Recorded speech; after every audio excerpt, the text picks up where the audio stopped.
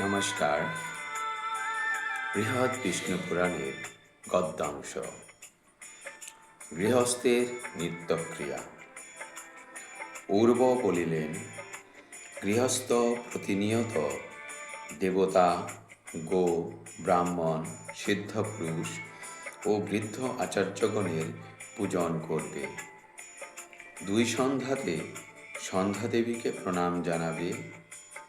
হোমাদি দ্বারা অগ্নি সকলের উপচরণ করবে। গৃহস্থ সর্বদা প্রযত হয়ে বস্ত্রদ্বয়, মহৌষধি ও গারুর রত্ন সকল গ্রহণ করবে।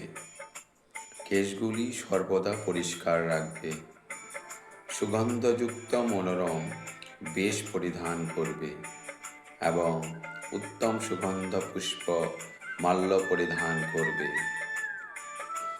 পরস্যহরণ, অপ্রিয় বাক্য কথন, মিথ্যা কথন, অন্যের দোষ বর্ণন বর্জন করবে। অন্যের সম্পদের প্রতি লোভ ও কারো প্রতি শত্রুতাচরণ বর্জন করবে। অপরের অনিষ্টাচরণ কখনো মনে আনবে না। দুষ্টজানে আরোহণ করবে না। বন্ধকীপতি, অতিব্যয়শীল, মানব ও পরিবাদরত ও ধূর্ত মানবের কথায় মনোযোগ দিবে না। প্রবঞ্চকগণের সাথে কখনো মিত্রতা স্থাপন করবে না। জলের প্রথম গতিতে স্নান, তরুপরে আরোহণ, দন্তে দন্তে ঘর্ষণ, অসংকৃত মুখে জৃম্ভন, উচ্চস্বরে হাস্য, শব্দ করে বায়ুত্যাগ সর্বদা নিষিদ্ধ। ইচ্ছাকৃতভাবে শ্বাসরোধ করা, নখে নখ ঘর্ষণ করে বাদ্য উৎপাদন, নখ দ্বারা তৃণচ্ছেদন ও ভূমিতলে শয়ন সম্পূর্ণ নিষেধ। গৃহীগণ গোফের চুলে বিজড়িত খাদ্যদ্রব্য কখনো ভক্ষণ করবে না এবং উষ্ণদ্রব্য গ্রহণ করবে না। অপবিত্র শাস্ত্রচর্চা, জ্যোতিষ আলোচনা গৃহীরা ত্যাগ করবে। উদয় বা অস্তকালে সূর্যদেবকে দর্শন, রুগ্নানারী দর্শন নিষিদ্ধ। চন্দ্রদেব দ্বারাই সব দেহ হতে গন্ধ বাহির হয়, তাই বস্ত্রাদি দ্বারা মুখ বন্ধ করে ঘৃণা প্রকাশ করলে অপরাধ হয়। ইহাই শাস্ত্রের বিচার। রাত্রিকালে চতুষ্পাথে, চৈত্যবৃক্ষমূলে, উপবনে কিংবা শ্মশান মাঝারে কখনো গৃহীজন গমন করবে না। দুষ্টা স্ত্রী সংসর্গ, পূজনীয় ব্যক্তির ছায়ালঙ্ঘন ও দেবধ্বজ জ্যোতিচ্ছায়া লঙ্ঘনকারীজন বিদারুণ পাপভোগী হয়। একাকী বিজন বনে ভ্রমণ, শূন্য গৃহে বাস, কেশ অস্থি কণ্টকাদি স্থান, অপবিত্র বালি বা তুষের স্থান গৃহীরা বর্জন করবে। অনার্য সংসর্গ, কুটিল সংসর্গ, হিংস্র জন্তুর সংসর্গ নিষিদ্ধ। গৃহস্থগণের পক্ষে অতিজাগরণ, অতিনিদ্রা, অতিবশয়ন, বহুক্ষণ এক স্থানে বাস, অধিক ব্যায়াম নিষিদ্ধ। প্রতিকূল বায়ু, হিম ও রৌদ্র অধিক হলে তা ত্যাগ করবে। নগ্ন হয়ে আচমন, শয়ন, মুক্ত কক্ষে আচমন, দেবার্চন, জপ হোমাদি ত্যাগ করবে।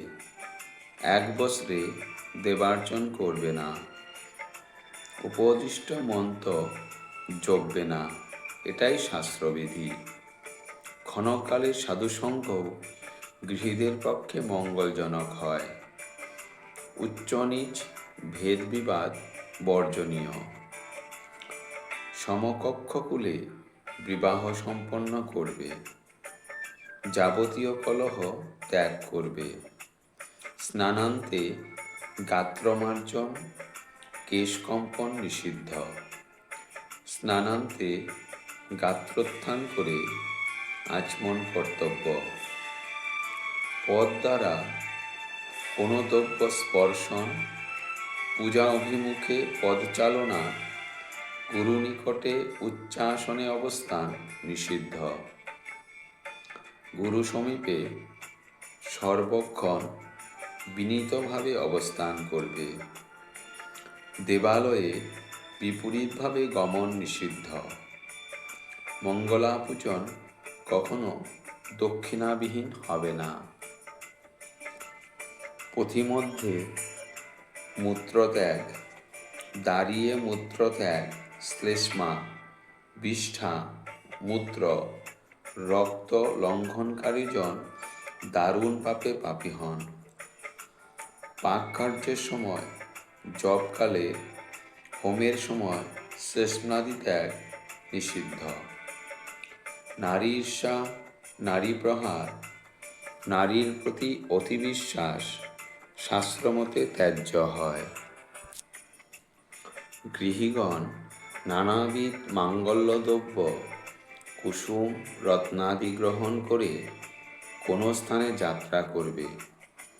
পূজনীয়গণে যথাযোগ্য মর্যাদায় সম্মান দান কর্তব্য।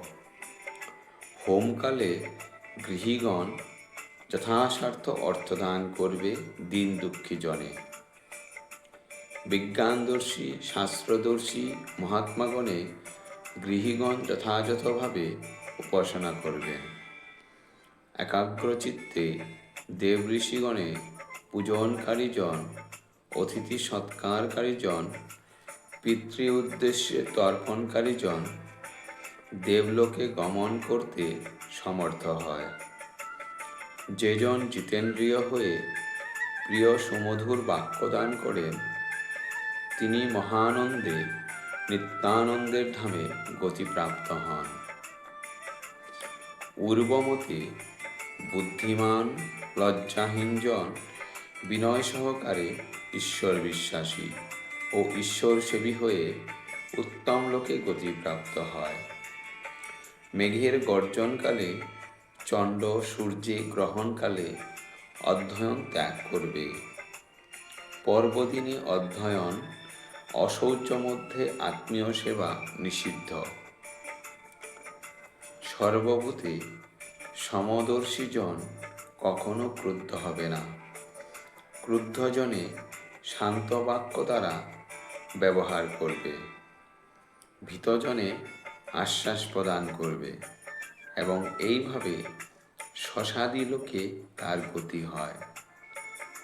শরীর রক্ষার কারণে বর্ষাতি ছত্র, জুতা, রাত্রিকালে দণ্ড গ্রহণ প্রয়োজন। পথিমধ্যে ঊর্ধ্বদিকে দর্শন, দূরদেশে দর্শন, তির্যক দর্শন ত্যাগ করবে। জিতেন্দ্রিয় নির্দোষ ব্যক্তির ধর্ম, অর্থ ও কামের হানি হয় না। শত্রুর উপর প্রিয় বাক্য ব্যবহারকারীজনের মুক্তি অনায়াস সাধ্য হয়। সদাচার সম্পন্ন মহাত্মাজন সর্বক্ষণ কাম ক্রোধকে জয় করে ধরাদেবীর উপর প্রভাব বিস্তারে সক্ষম হন। সত্যবাক্যবাচী, অপরেতে সন্তোষপ্রাপ্ত, কায়মনোবাক্যে সত্য অবলম্বনকারী, মৌনীজন কর্মগুণে ইহজীবনে ও পরজীবনে মহাসুখ প্রাপ্ত হন। ধন্যবাদ।